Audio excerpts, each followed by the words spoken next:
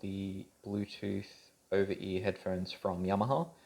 Now, I've not seen a lot of reviews or chatter online about these, which I think is unfortunate because these are a very interesting headphone in my opinion. Now, these retail for approximately $500, so they are quite pricey compared to some other options. We'll get into sound quality and why you might want to consider this as opposed to some of the industry stalwarts such as the Sony WXM3s and WXM4s.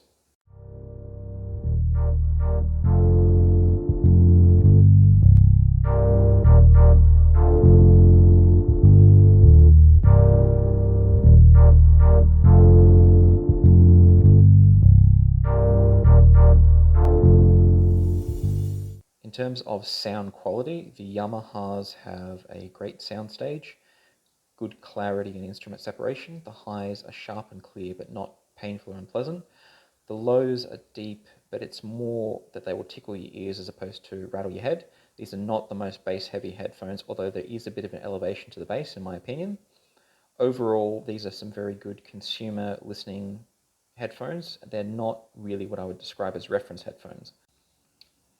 Now, these Yamaha headphones do come with a good hard shell case, which will definitely protect these headphones if you're throwing them into a bag or a backpack.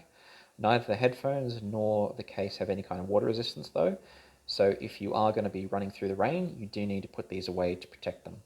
I have gotten these lightly wet, such as a light drizzle, and overall they've been fine, but I wouldn't recommend risking them. This is a test of the Yamaha Bluetooth headphones onboard microphones. This is to simulate what the sound quality might be for a phone call, video conference, etc. Now at the moment I'm in a closed indoor environment with a fan and air conditioning running.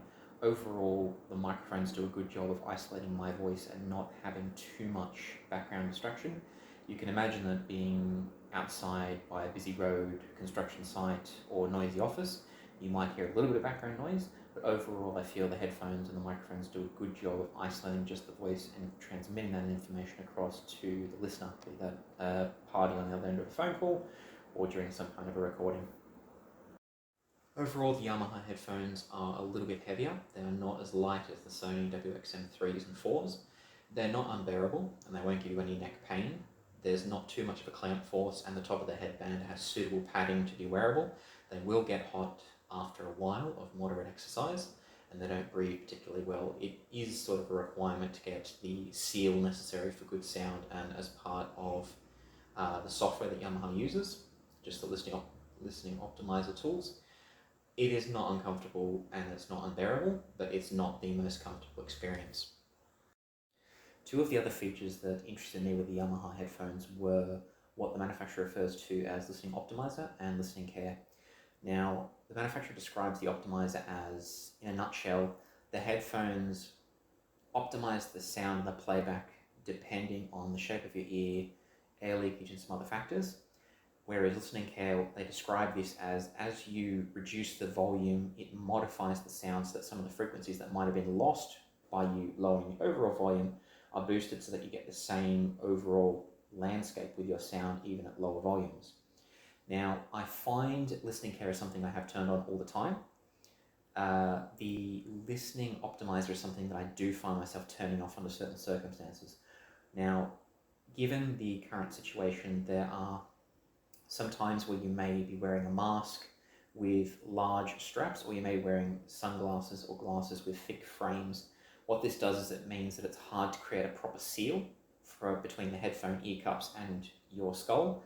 What this does is external sounds will leak in and then the optimizer will actually change the music you're listening to sort of accommodate for those, which muddies the sound and effectively makes things sound a bit worse. So there are certain circumstances where I find that I do need to turn this feature off. Generally, I do have it turned on. Now, I'm not sure if the optimizer and listening care contribute to the overall good experience and sound of the headphones actively. I find that when it is turned off, it still sounds like a very good headphone. The listening care, again, I think is such a subtle feature that I generally can't tell too much of a difference. I don't have my music at full volume all of the time, but I don't have it low enough that I would potentially notice all of the good things happening with this feature when I bring the volume down. Overall though, I don't think these features detract from the headphones. I think that these are a very good pair of headphones with the feature.